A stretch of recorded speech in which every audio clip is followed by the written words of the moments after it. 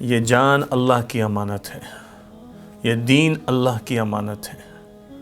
اس جان کو دین کے کاموں میں استعمال کرنا یہ ہماری ضرورت ہے، لیکن دینی کاموں کو کرتے ہوئے اپنی جسم کی اور اپنی صحت کی فکر نہ کرنا یہ مناسب نہیں ہے، بلکہ حضرت مولانا مفتی رشید احمد لدھیانوی رحمہ اللہ کے بقول یہ جرم ہے۔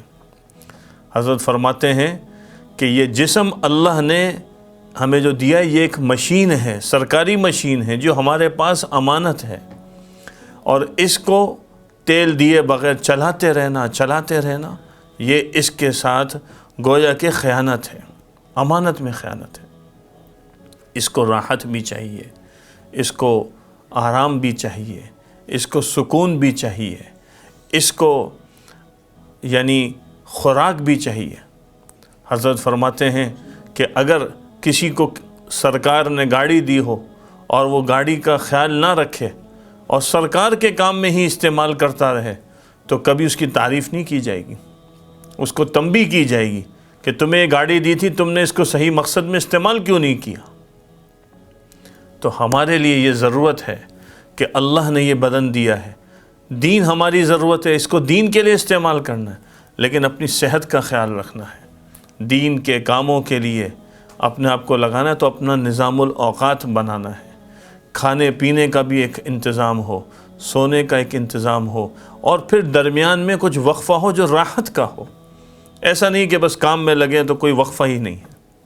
ہمارے والد صاحب ایک بات فرماتے ہیں کہ صحت کے حوالے سے اپنے کاموں کو نماز کے ساتھ جوڑ دو، اور اس کا طریقہ یہ ہے کہ جب نماز کا وقفہ آ جاتا ہے تو اس دوران کوئی چہل قدمی کر لی، کچھ اپنے اور ترتیب بنا لی، تاکہ صحت کو راحت ملے۔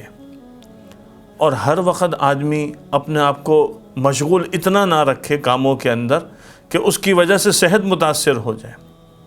آج حال یہ ہے کہ تھکن ہے، تعب ہے، آدمی کام میں لگا ہوا ہے، اور پھر آدمی کی جو ہے وہ تھوڑے عرصے میں بیماریاں شروع ہو جاتی ہیں، وجود بیماریوں کا آماجگاہ بن جاتا ہے۔ اس لیے صحت کا خیال رکھنا یہ بہت ضروری ہے۔ ایک بات جو کچھ ماہرین صحت سے سنی، وہ یہ کہتے ہیں کہ جب انسان کی عمر 35 سال ہو جائے تو اس کو اپنی صحت کے حوالے سے اب محتاط رہنا چاہیے، اس کو اپنے کھانے میں، پینے میں، سونے میں، نشست و برخاست میں بہت خیال رکھنا چاہیے۔ یہ نہیں کہ بس چل رہے ہیں تو چل رہے ہیں، لیکن یہ وہ کرے گا جس نے اپنی صحت کا یہ سسٹم اس سے پہلے سے سیٹ کیا ہوگا۔ یعنی کم سے کم آدمی کو 25 سال کی عمر سے یہ فکر کرنی چاہیے کہ میں نے آگے جو زندگی جینی ہے تو میری صحت کے حوالے سے زندگی کیسے ہوگی۔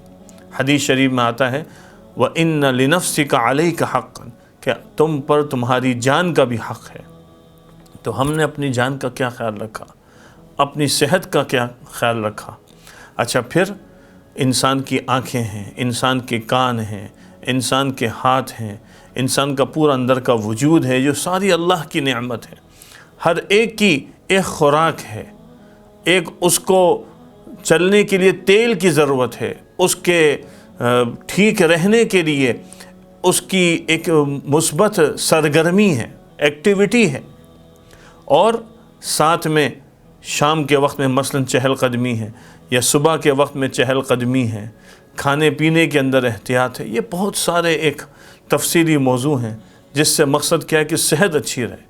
اور آپ صلی اللہ علیہ وسلم نے بھی ارشاد فرمایا نعمتان مغبون فیہما کثیر من الناس الصحۃ والفراغ، کہ دو چیزیں ایسے جس کی وجہ سے لوگ خسارے میں ہیں، ایک صحت ہے، دوسری فراغت ہے۔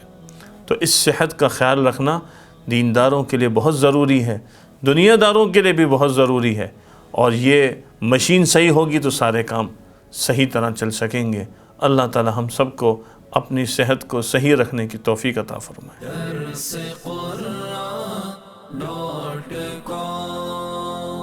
www.darsequran.com